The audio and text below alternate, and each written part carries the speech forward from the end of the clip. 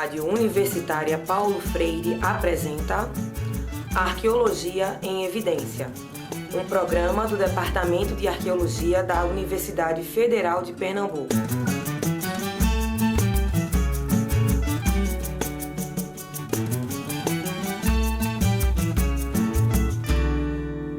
Olá, estamos dando início a mais uma edição do programa Arqueologia em Evidência. Sou Carlos Dantas e estarei com vocês aqui neste mesmo dia e horário, conversando com nossos convidados sobre os aspectos mais importantes da arqueologia pernambucana, nordestina e brasileira. Diversos equipamentos culturais estão à disposição da população, seja para fazer uma visita educativa ou somente para o lazer. A verdade é que existem cinemas, praças, museus e exposições realizadas em diversos locais, sempre à disposição do público. Mas tudo isso exige a presença dos visitantes no local, o que demanda o deslocamento através da cidade ou até do estado, para chegar até lá. E o que dizer quando é o equipamento cultural que vai até o visitante? Esta é a proposta do projeto Expondo Cultura da Universidade Federal Rural de Pernambuco, que mantém um ônibus-museu com o acervo do Patrimônio Arqueológico de Pernambuco. E para falar sobre este equipamento, seu acervo, como ele foi conseguido e o trabalho realizado, estamos recebendo a professora Ana Nascimento, do Programa de Pós-Graduação em História da Universidade Federal Rural de Pernambuco, e o aluno Jaime Guimarães Júnior. Ele é aluno da licenciatura em História, mas já é formado, ele é arquiteto, né? E já foi atrás da licenciatura em História e já está se metendo na arqueologia, porque realmente é uma coisa bastante interessante, principalmente para os arquitetos. Sejam bem-vindos ao nosso programa Arqueologia em Evidência. E eu vou começar perguntando para a professora Ana Nascimento, como é que surgiu o projeto Expondo Cultura? Bem, o projeto Expondo Cultura, ele foi idealizado, comigo e a professora Sueli Luna, quando fizemos o trabalho de resgate do material em Pojuca, na área da refinaria Abreu e Lima, e tivemos a ideia de levar para a população o material, a história que estávamos recuperando dentro dessa área da refinaria. E o projeto, inicialmente pensávamos em montar o projeto em uma Kombi, a ideia era bem pequena, mas foi evoluindo até chegar a essa ideia desse ônibus que leva o conhecimento da nossa história através dos fragmentos arqueológicos encontrados nas escavações para a comunidade. E inicialmente era apenas para as comunidades que estavam em torno da refinaria, na área do Ipojuca. Mas a ideia foi crescendo e hoje já atingimos outros espaços no estado e fora do estado de Pernambuco. E de que sítios arqueológicos vem o material em exposição? Somente lá desse obtido nas obras da refinaria de Abreu e Lima? Não, como eu falei, inicialmente pensávamos em fazer apenas com material da refinaria, mas aí a ideia foi crescendo e temos materiais de vários sítios do estado de Pernambuco, de diferentes pesquisadores, inclusive materiais de sítios arqueológicos evidenciados pelos pesquisadores da Universidade Federal de Pernambuco, no Núcleo de Arqueologia, o NEA, no de Estudos Arqueológicos, e também do Laboratório de Arqueologia de Marcos Albuquerque. Tá? Então, o acervo ele é proveniente de diferentes sítios arqueológicos do estado de Pernambuco, que é exatamente para dar essa visão da história de Pernambuco, desde a pré-história até os nossos dias. Que bom! E como é que se dá a participação dos alunos? Os alunos eles se envolvem no momento que precisamos para poder repassar esse conhecimento à população de monitores que trabalhem repassando esse conhecimento. Então, nós preparamos os alunos, em princípio, são os nossos alunos lá do curso de licenciatura em História da Universidade Federal Rural. Nós preparamos eles, fazendo com que eles consigam repassar de uma maneira lúdica e fácil para a população, uma linguagem também fácil, e é dessa maneira que a gente envolve a maioria dos nossos alunos, tá? Geralmente do curso de História. E aí já vão preparando os futuros professores, que é o curso de licenciatura, para trabalhar com a educação, literalmente, né? E aqui a gente tem um desses alunos, né? É o Jaime Guimarães Júnior. Jaime, como é que foi a tua entrada, né, nesse projeto e que expectativas você tem de não só da história, né, já que você é um aluno de história, como da arqueologia, que é o material com que você está trabalhando, e juntando com a tua formação, que é de arquiteto? Tudo bom, muito obrigado pelo convite. A gente tem um trabalho muito interessante, porque quando a gente começa a entra no curso, o primeiro contato que tem é com a disciplina de pré-história. E aí, na minha época, a professora Ana Nascimento era a professora da disciplina, e agora é a professora Sueli Luna. E nesse momento a gente tem o primeiro contato com toda a pesquisa, porque o laboratório fica bem próximo dessa disciplina. Ele também está aberto para outras disciplinas, mas fica muito próximo. Então, o primeiro contato que todo aluno de graduação de História da Universidade Federal Rural é diretamente com o NEPARC, que é o Laboratório de Arqueologia. E aí a gente conhece o Expondo. E aí se encanta, né? Não tem como não se encantar com um projeto. É amor à primeira vista. Tem um momento de que você não consegue mais se desligar. E aí, em arquitetura, você não tem como você se desligar do patrimônio, da cultura, do processo de preservação. No nosso caso, assim, até como graduando, a gente sabe que é necessário no processo de formação, para ser professor, a gente tem um contato muito grande com a história, né, o material, o produto da pesquisa.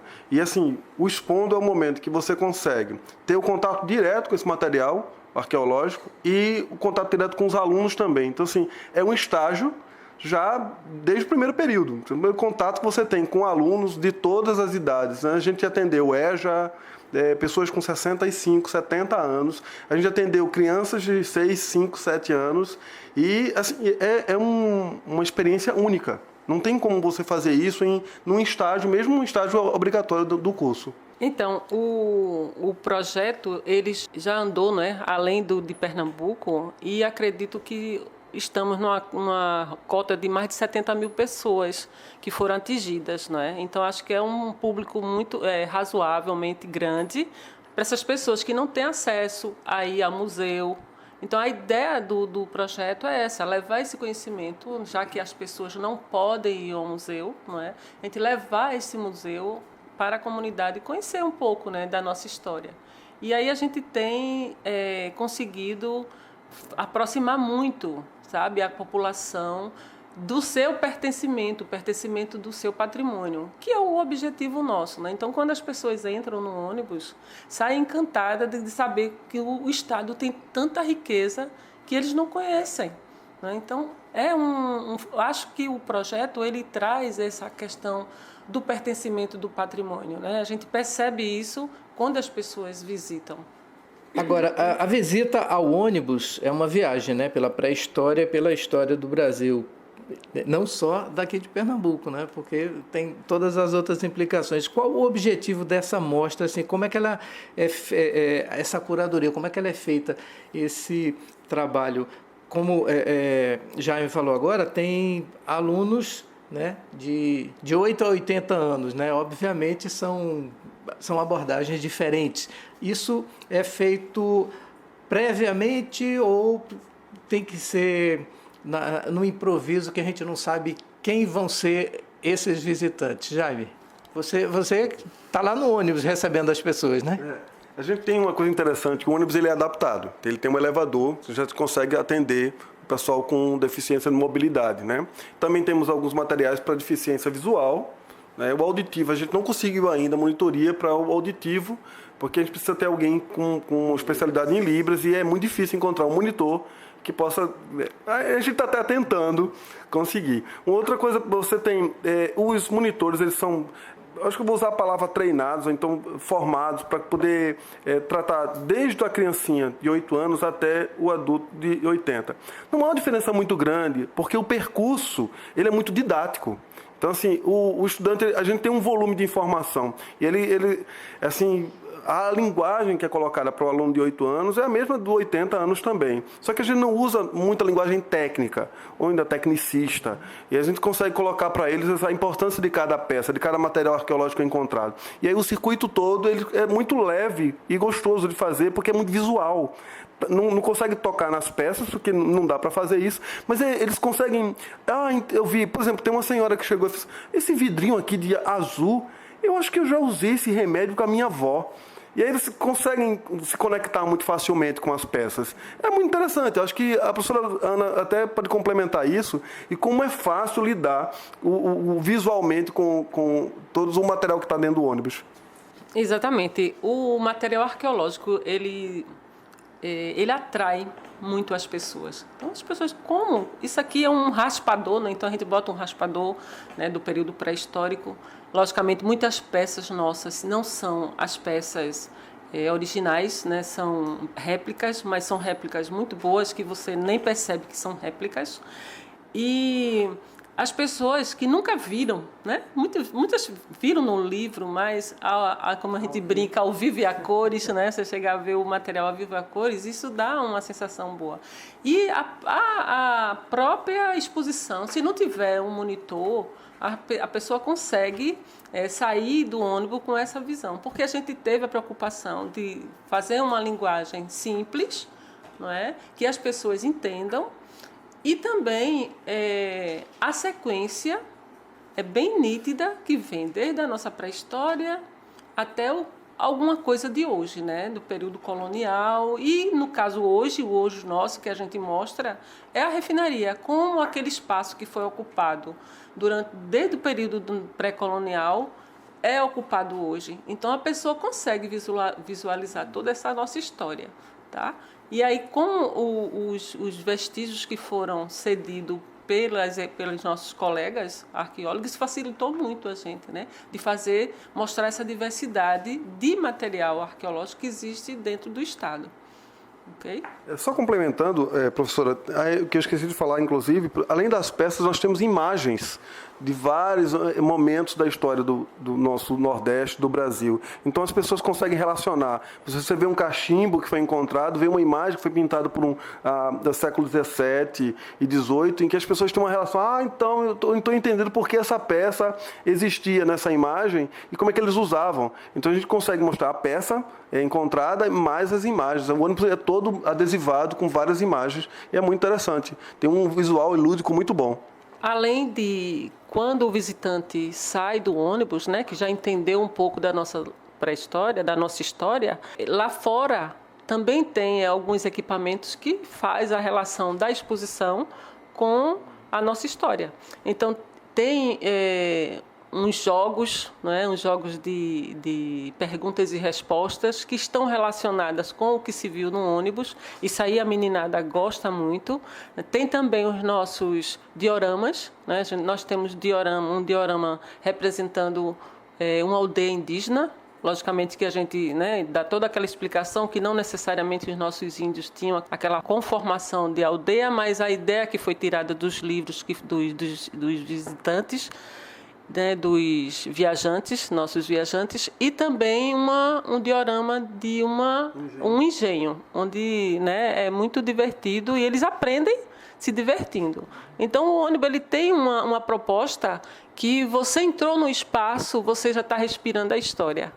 É importante toda essa mostra, tanto da parte pré-colonial como a colonial, porque realmente, como você disse no começo, a área foi ocupada, quer dizer, é ocupada até hoje, mas foi ocupada com diversas manifestações humanas, né? Tanto dos índios antes dos colonizadores chegarem, como depois, né? Com plantação de cana-de-açúcar, né? Engenho, essas coisas todas na área, que só agora, né, no final do século XX, que foi determinado para virar a refinaria, né? Nos estudos já desde o final dos anos 70, não é isso? Agora, esse trabalho, como você falou, são preferencialmente os alunos da licenciatura, mas outros cursos também podem fornecer alunos para esse tipo de trabalho, porque, né, a gente pode pensar assim no próprio aluno de museologia, né, de turismo ou da arqueologia também, né? Tem espaço para esse pessoal? Com certeza temos espaço, né? Nós somos muito abertos e os alunos que têm interesse, inclusive quando a nossa pós, né, na nossa pós a gente tem alunos de diversas áreas e que quando quer trabalhar com a vertente memória e patrimônio, fica engajado no nosso grupo. Tá? Então, de qualquer área que venha contribuir, todas as áreas contribuem, a gente está recebendo os alunos, aí estamos de portas e braços abertos. Inclusive tem um diferencial, o curso de pós-graduação em História da Universidade Federal Rural, que é a história social e cultural do Estado, né? Ou seja, é mais, digamos assim, específica, não é tão geral quanto a história, ou a pós-graduação da história aqui da Universidade Federal, né? Daí dá brecha para a gente trabalhar a parte de patrimônio, arqueologia e história, né? A didática também, que a gente tem uma área de didática, o ensino da história, na verdade. O ensino da história, né? Muito bem. Agora, você disse que o ônibus já rodou muito por aí. Especificamente, onde é que ele já estacionou? Estacionou aqui em Pernambuco, quase todas as cidades aqui da Zona da Mata, e adentramos no Agreste, até Garanhuns, né? Infelizmente, durante o período que a Petrobras financiou, que foi a Petrobras que financiou o projeto, a gente tinha como atingir lugares mais distantes. Inclusive, na época, a gente foi até Sergipe, na reunião de arqueologia, a SAB. Então, a gente conseguiu atingir muitos municípios e estado. Fomos para o Ceará também. Acho que de estado, acho que foi esses dois. E agora, né, o último que a gente foi, agora em julho, foi o município de Passira. Como a gente não tem mais financiamento da Petrobras, né, tentamos renovar, mas com esses problemas que a gente tem aí, que todo mundo conhece, não conseguimos renovar. Mas como acontece essa ida aos lugares? Geralmente, a Secretaria de Educação, a Secretaria de Turismo dos municípios, eles solicitam, né, através, que depois Jaime vai passar os contatos, que o ônibus vá. Então, agora em Passira, a gente fez a abertura do semestre das escolas. Então, foi um sucesso. A prefeitura financiou com pouca coisa a gente chega nesses lugares. É só dando combustível e pagando o nosso motorista que a gente está lá, entendeu? Os alunos sempre dispostos a qualquer lugar que a gente for. Então, hoje a gente funciona dessa maneira, né? A universidade abraçou a ideia, né? A universidade tem a menina dos olhos, né, da universidade com relação a essa história da cultura, de você repassar o patrimônio. A nossa universidade tem muito esse contato com as comunidades e isso é muito bom, não é? Sábado passado nós estávamos na Praça dos Dois Irmãos, então a gente está sempre tentando divulgar esse conhecimento, né? Que a arqueologia tem muito disso. A gente faz a nossa pesquisa, vai para o laboratório, estuda, faz nossas dissertações, tese e textos, e a comunidade geralmente é beneficiada com o retorno disso. Então, o que a gente tenta fazer é isso, é uma arqueologia em prol da comunidade. Os resultados das pesquisas, a gente tenta reverter isso de uma linguagem fácil e lúdica para a comunidade conhecer, né, a nossa história e o nosso patrimônio e com isso valorizar, não é? Porque a gente só valoriza o que a gente conhece. Só para complementar, não esquecer da comida dos monitores. Ela está falando aí do motorista, do combustível, mas ela não falou da comida do coitado dos monitores. Os monitores precisam ser alimentados, professora. Precisa não. Alimenta do conhecimento. Só complementando, a professora Nascimento, sobre a proposta de visitação, a gente tem uma página no Facebook. E o laboratório tem uma página no Facebook e também o projeto tem uma página no Facebook. E aí quem quiser entrar em contato, no Facebook né, o Expondo Cultura Arqueologia.pe. E o NEPARC, que é o laboratório responsável pelo projeto, é @neparc.arqueologia.frpe. E é só entrar em contato com a gente pelo Facebook. Depois a gente fala sobre os telefones de contato. Agora, como é que a gente pode solicitar uma visita ou como saber onde vai haver uma exposição dessas? Isso é divulgado em que mídia? Como eu estava falando antes, exatamente. A gente usa o Instagram e o Facebook. O interessante é que essa história da mídia social ficou muito fácil de você entrar em contato com as pessoas. O Instagram, assim, por exemplo, Passira nos convidou há pouco tempo atrás via Instagram. Então, eles viram que a gente postou um outro trabalho que fizemos, que a gente sempre quando faz uma visita ou estaciona em algum lugar, a gente tira fotos e aí impressiona. E quando o pessoal vê, enlouquece e acha maravilhoso e quer levar para a sua cidade.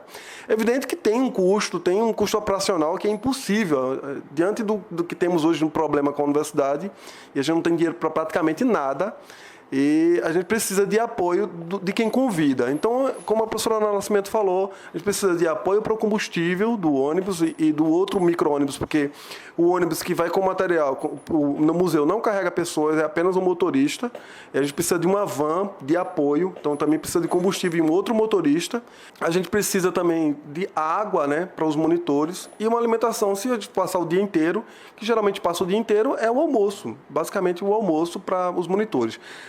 A quantidade de monitores é variável, depende da quantidade de pessoas que a gente pretende atender a cada cidade que vamos. Então, assim, a última cidade foi Passira, a gente levou 10 monitores, porque é um trabalho muito intenso.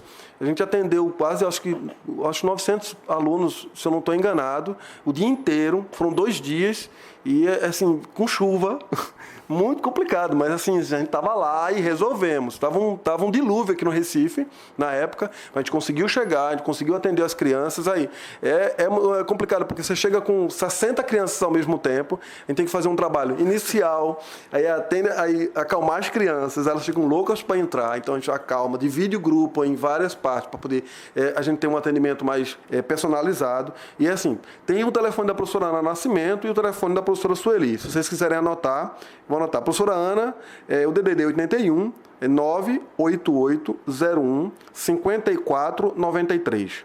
98801 5493. E a professora Sueli Luna, o telefone também é o DDD 81 992 32 0697.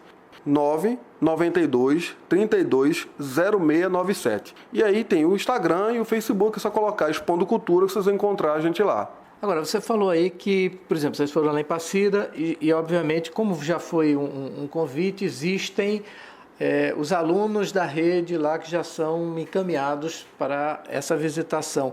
Mas quem estiver assistindo, eita, que furdunço é esse aí? Eu quero participar também. A população pode entrar também sem problema nenhum. Sem problema nenhum. A gente tem... O que acontece? A gente prioriza, claro, as crianças. Eu tenho uns 60, 80 alunos na minha frente, eu priorizo as crianças. Mas, assim, no meio dos intervalos, as crianças chegando, a gente atende um pessoal mais diverso. Acontece muito o pessoal confundir com clínica, né? Exame de vista, exames ginecológicos. Então... aquela curiosidade, é um ônibus, né? O que é que aquele ônibus faz na cidade? Então, a primeira ideia é sempre isso, de exames. Mas a gente atende. Inclusive, a gente está falando em Passira, porque foi o último, né? O último trabalho que a gente fez. Eles querem que a gente leve exatamente no período da feira da renda, né? Da renda, para que a comunidade tenha essa chance também de conhecer. Porque os 2 dias que passamos lá foram 2 dias intensos, né? Como o Jaime falou, muita chuva, então a gente tentou contornar, mas conseguimos contemplar quase 900 alunos, e as pessoas tinham essa curiosidade. Então, a gente colocava elas no intervalo, a gente colocava essas pessoas da cidade. E aí a gente sentiu essa necessidade de levar, né? Então, acredito que em novembro a gente deve estar lá para contemplar a comunidade local, né? De uma maneira geral. E este é o programa Arqueologia em Evidência. Sou Carlos Dantas e estou na companhia da professora Ana Nascimento e do aluno Jaime Guimarães Júnior, da Universidade Federal Rural de Pernambuco, conversando sobre o projeto Expondo Cultura e o ônibus museu, que abriga o acervo histórico e arqueológico aqui de Pernambuco. Você pode participar dos nossos programas através do e-mail arqueologiaemevidencia@gmail.com. Nossos programas são gravados com antecedência, mas você pode sugerir temas e fazer questionamentos que tentaremos esclarecer nas futuras edições. Antes do intervalo, vamos ouvir o nosso boletim patrimonial de hoje.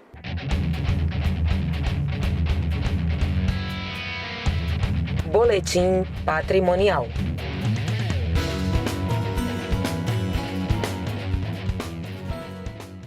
Nação Xambá em Pernambuco. Esta memória viva tem sua origem na região localizada nos limites da Nigéria com Camarões, no norte do continente africano. Foi lá que diversos historiadores identificaram a origem do povo Xambá, que foi trazido como escravo para o Brasil durante séculos.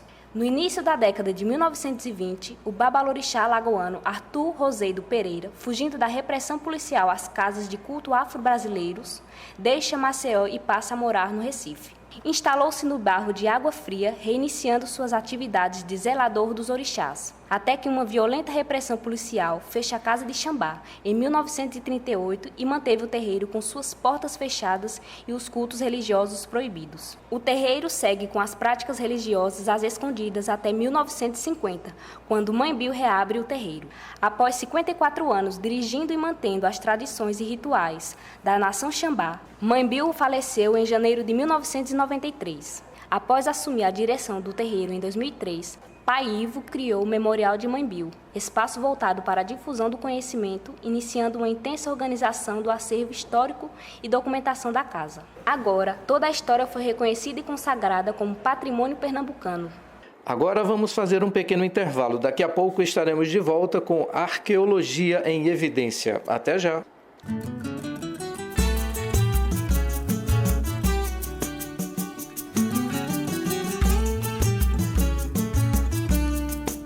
Estamos apresentando Arqueologia em Evidência, um programa do Departamento de Arqueologia da Universidade Federal de Pernambuco. Voltaremos em instantes.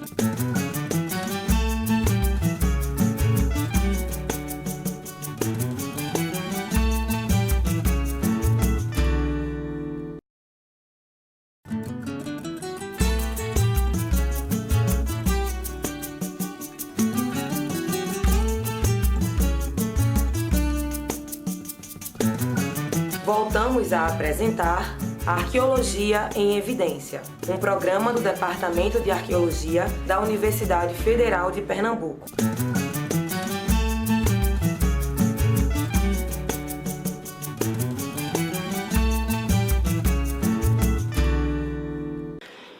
Estamos de volta com Arqueologia em Evidência para dar continuidade à nossa conversa sobre o ônibus museu, o projeto Expondo Cultura da Universidade Federal Rural de Pernambuco. Os nossos convidados são a professora Ana Nascimento e o aluno Jaime Guimarães Júnior. Ele está fazendo licenciatura em História, mas já é arquiteto. E você também, pode se estimular para voltar à universidade se você já acabou seu curso, A terceira idade, a segunda idade, todas as idades estão aí prontas para voltar às salas de aula.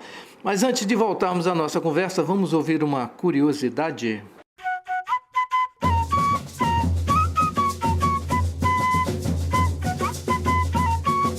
Você sabia?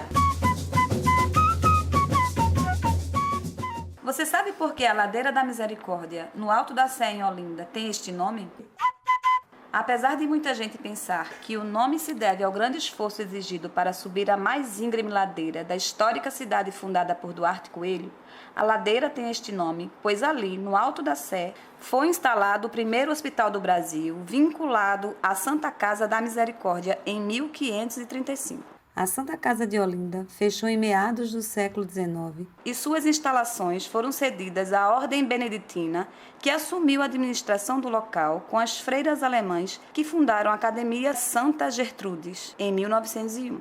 Atualmente, o local é uma das salas de convivência usadas pelas religiosas da academia. O nome, entretanto, permanece o mesmo há mais de 450 anos. E agora que você já sabe, vamos continuar com nossa entrevista de hoje. E eu quero saber o seguinte: que tipo de impacto tem esse ônibus nas visitas que vocês fazem nessas comunidades? Professora.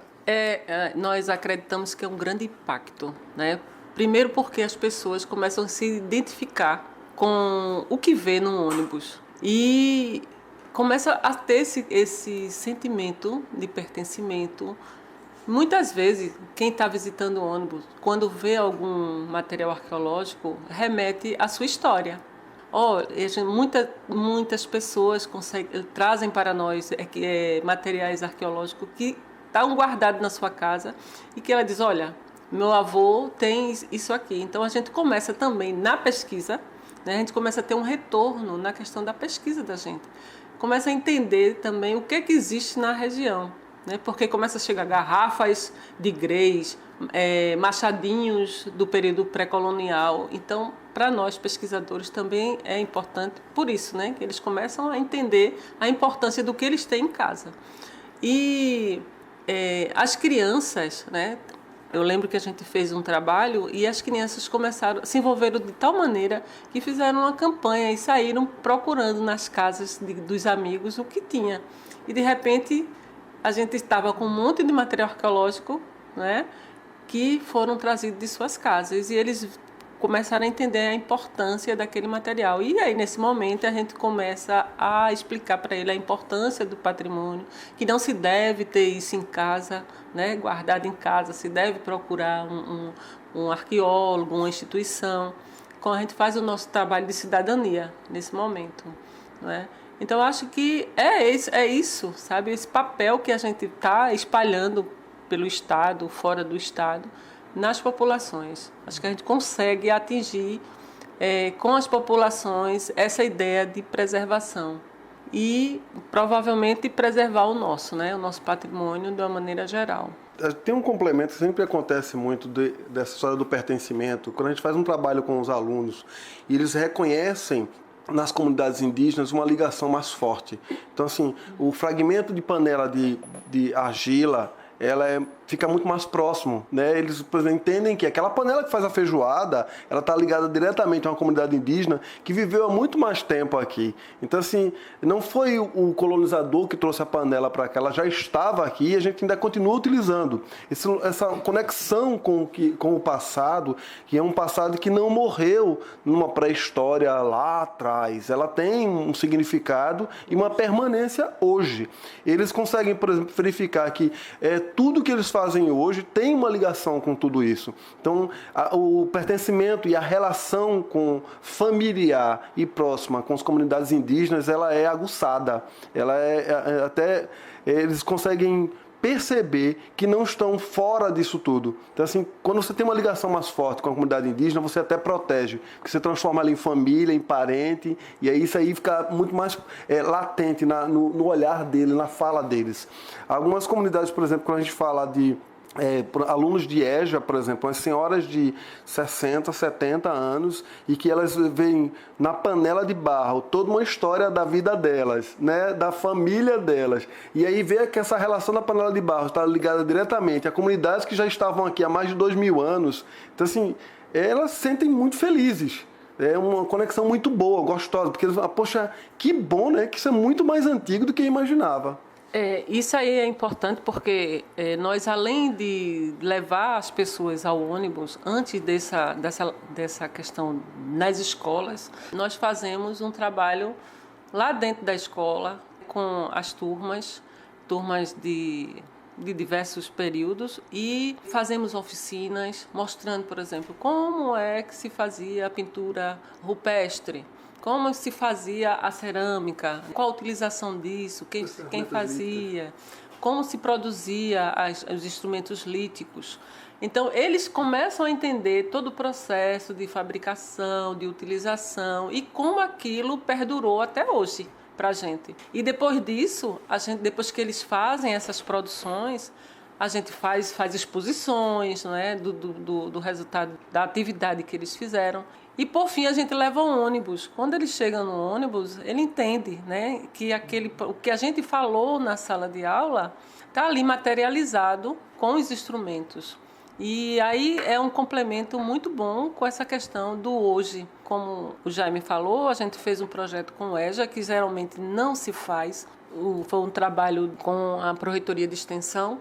E resolvemos trabalhar o EJA, porque é um público que não é contemplado. Então, foi muito produtivo esse trabalho e as pessoas se sentem valorizadas também. Então, são essas coisas, né, que a valorização, tanto para a pessoa que a gente está repassando, como para nós como pesquisador, está percebendo que o seu trabalho está sendo assimilado de uma maneira fácil e a gente tem certeza que a partir daquele momento, aquele grupo vai ver os vestígios, os fragmentos que eles achava que era lixo, para nós é um lixo arqueológico, né? Não tinha importância, vai começar a valorizar. E aí eu acho que é aí que a gente está levando boas energias, bons conhecimentos para a população.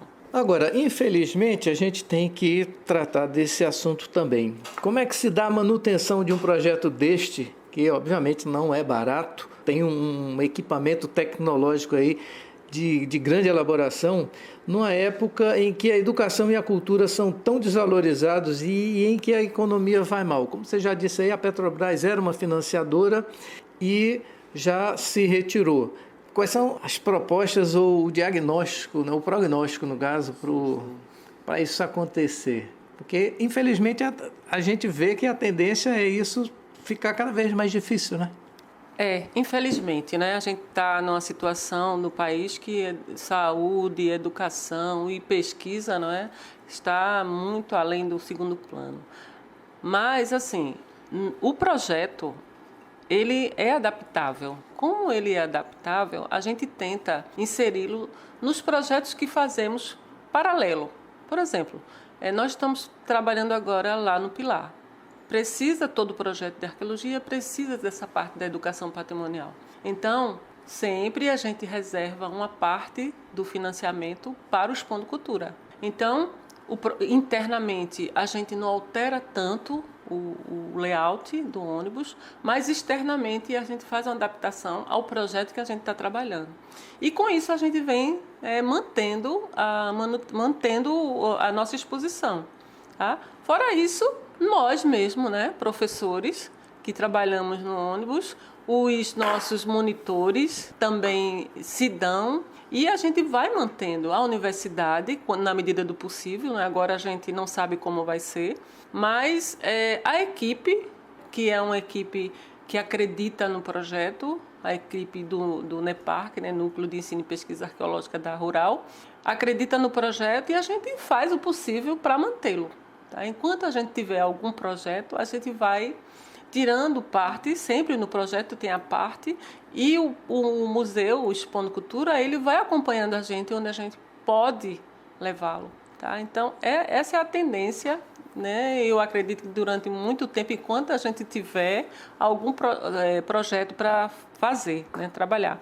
Senão, a gente vai ter que assumir mesmo, se a gente não quiser que essa ideia morra. Né? Porque era um sonho nosso fazer um trabalho desse, de levar o nosso conhecimento à população, e a gente tem certeza, pelo menos eu e a professora Sueli Luna, a gente não vai deixar morrer. O que a gente puder fazer, a gente faz para manter esse ônibus, que é, assim, para nós um patrimônio. Aproveitando a fala da professora Ana, eu vou até sugerir para os empresários que estão escutando esse programa, alguém que possa ajudar.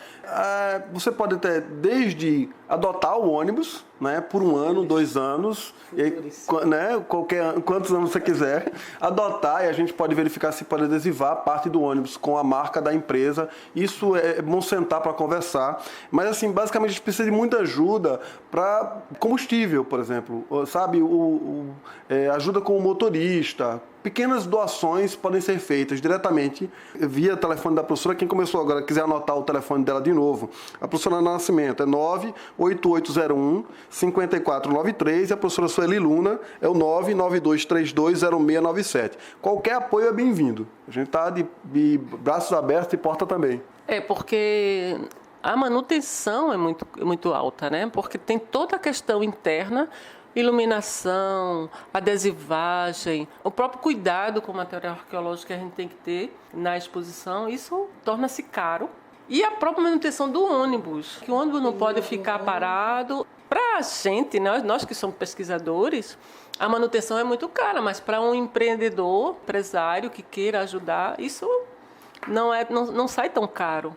Agora, os museus são entidades cadastradas na Associação Brasileira dos Museus, né? A Nova Abram, que antes era o Instituto, né? Era o IBRAM. O ônibus também está registrado como museu? Não, nós não temos ele registrado como museu. Inclusive, a gente participa na Semana de Museu, quando há, mas ele não está registrado. Mesmo porque É uma opção, né? É uma ideia de fazer esse registro. Não sei quais são as implicações, mas eu acho que é uma boa ideia. Agora, o ônibus, ele foi criado para ser um auxílio à pesquisa arqueológica. A gente não chamaria um museu, mas, na verdade, uma exposição de vestígios arqueológicos. Mas a gente pode pensar, né? De repente, pelos critérios, né, de museu, o que isso viria a implicar. Porque a gente criou pensando, nas pesquisas que a gente fizer, o ônibus vai auxiliar exatamente nessa exigência que o IFAM faz da questão da educação patrimonial. E ele é um equipamento maravilhoso, onde a gente pode adaptar a qualquer situação, tá? Mas vamos pensar nessa questão. Eu sei que durante a Semana do Museu a gente está presente, sempre estamos. É um caminho a ser seguido, né? Já que está no ônibus, pega essa rota. Agora, como esse trabalho começou com a instalação, né, da refinaria, que obviamente é, né, um trabalho que põe a descoberto esses sítios arqueológicos e históricos, há muito ainda a se descobrir e se retirar. Se a gente sabe, no caso, esse material que é móvel. Mas ali na refinaria foram descobertas também estruturas de estradas e de casa grandes da época, né, colonial. E, obviamente, isso não pode sair. Aí eu pergunto, você como pesquisadora daquele local que foi feito, né, esse trabalho, essas estruturas, esses sítios arqueológicos ou históricos, no caso, estão à disposição do público para visitação, para pesquisa? Você sabe dizer sobre isso da refinaria? Bem, essas duas áreas, felizmente, elas estão na área do cinturão verde da refinaria. Na época, quando a gente terminou as escavações, nós sugerimos que transformasse essas duas áreas, que é a estrada e uma casa provavelmente de engenho, em atrativo turístico. Mesmo porque a gente tinha pensado não só na visitação da casa e da estrada, que levava, né, a cana e tinha todo esse processo, ligado a um museu. Nós sugerimos fazer um museu ali, próximo da refinaria, e que o visitante, após visitar o museu, ele faria também a visita nesses espaços. Fizemos projetos para requalificar essa área, para ter acesso, para que as pessoas pudessem ter acesso, mas desde a época até hoje, isso não foi feito. Então, no período, o que é que a gente fez? A gente botou um plástico, cobrimos essas duas áreas e cercamos e colocamos no relatório, nós mandamos para o IFAM, explicando que são áreas importantes para o entendimento daquele local. E até hoje isso não aconteceu. Por sorte nossa, toda a área ao redor da refinaria é o cinturão verde. E aí, em princípio, acredito que esteja preservado, para quando se quiser transformá-lo em área de visitação, esteja. Uma coisa que eu esqueci de falar no começo é que o Expondo Cultura, ele também surgiu na ideia de substituir o museu, que a gente tinha sugerido como contrapartida da refinaria. Enquanto o museu não fosse construído, nós estaríamos ali visitando as comunidades, levando essa exposição, né, o ônibus, para que elas soubessem o que saiu dali, qual a representação daquilo para elas. E como não saiu, o museu não saiu do papel, temos plantas, temos tudo pronto, mas esses problemas com a Petrobras terminou que perdemos essa ideia de construir o museu, e o museu está linkado a essas duas áreas de construções, né, de patrimônio que tem no seu cinturão verde. Mas o museu não saiu e o ônibus, graças a Deus, né, que a gente teve essa ideia de fazer esse ônibus, a gente mantém até hoje. E saímos do espaço de Ipojuca e estamos ganhando o mundo agora, né, com o ônibus. A rota é infinita. Beleza, que continue assim, né? Com muitos quilômetros à frente.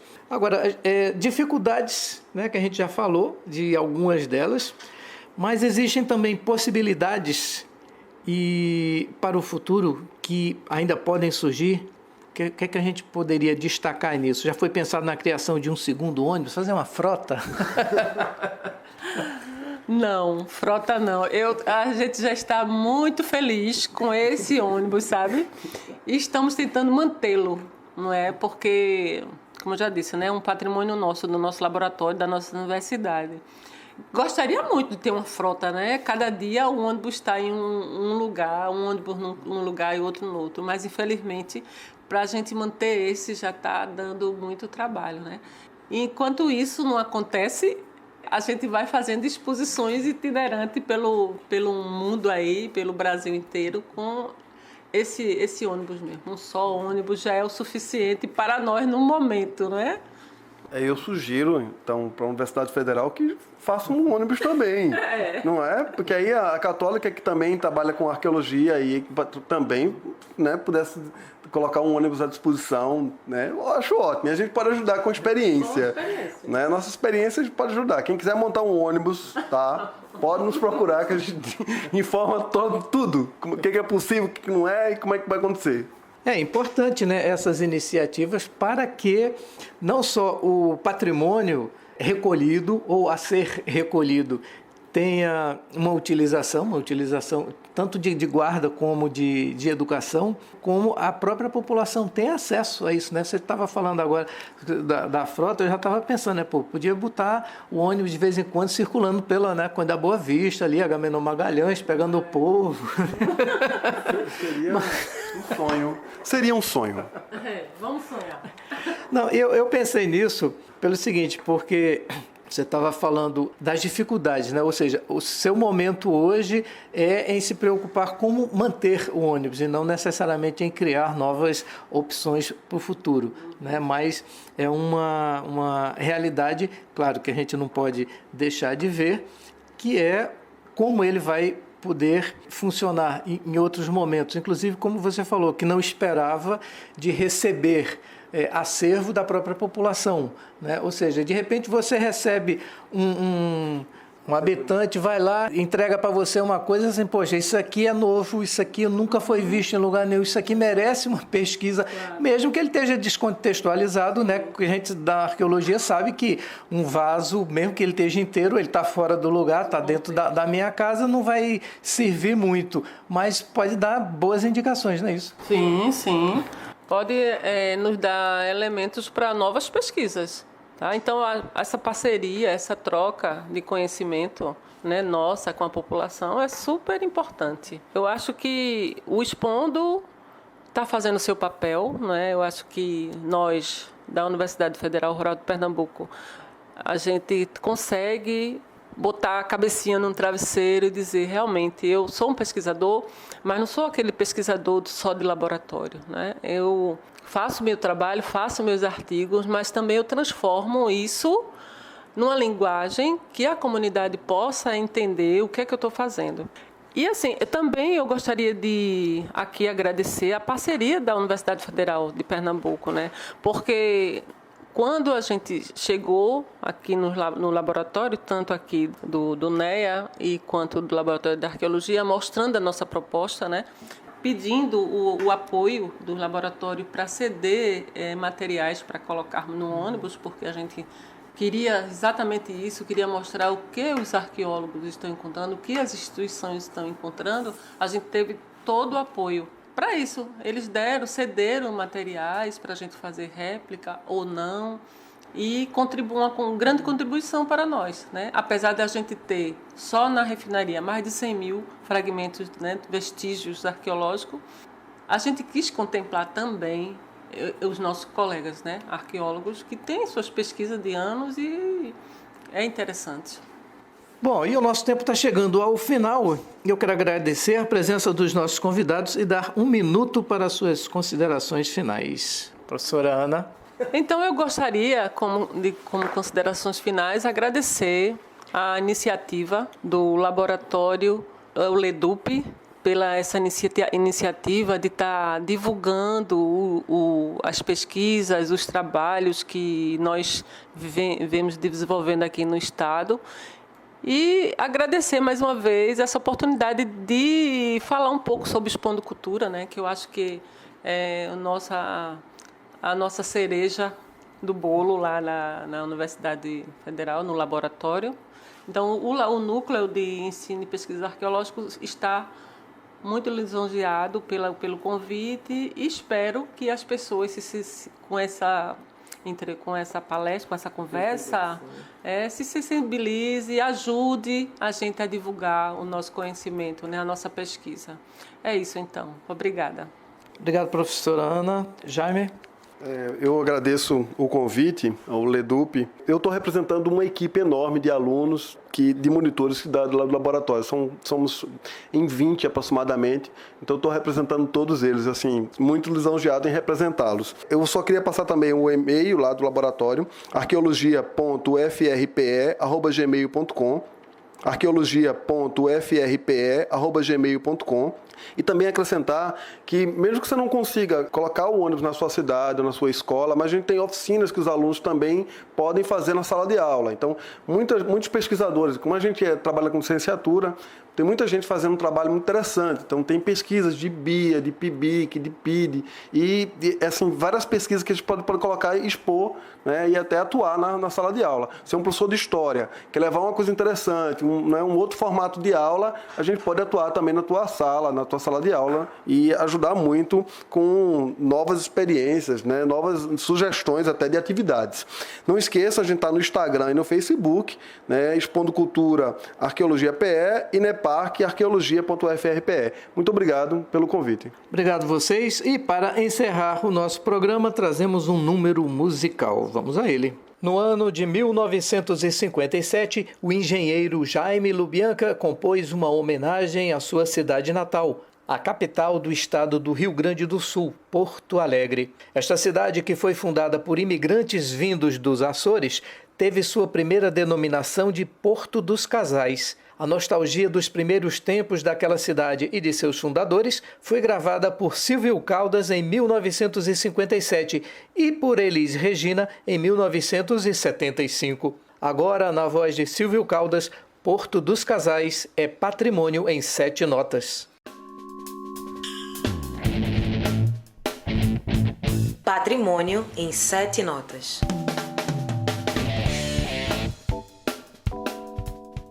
É sempre bom lembrar coisas passadas, rever os aviões, os ancestrais. Singrando o Guaíba apareceram os velhos fundadores coloniais. Chegaram tão alegres por demais, fundaram este Porto dos Casais. É Porto Alegre, antigo dos casais, saudade dos tempos que não vem mais, não vem mais, não vem mais. Muito bem. Agradeço a sua audiência e a sua companhia e o convido para estarmos juntos novamente para mais uma edição do programa Arqueologia em Evidência, nesta emissora na próxima semana, neste mesmo horário. Até lá! Arqueologia em Evidência é um programa do Departamento de Arqueologia da UFPE, produzido pelo LEDUP, o Laboratório de Educação Patrimonial. Este programa tem a apresentação de Carlos Dantas e teve a colaboração de Lunara Souza e Emília Carvalho. A coordenação é da professora Ana Catarina Ramos.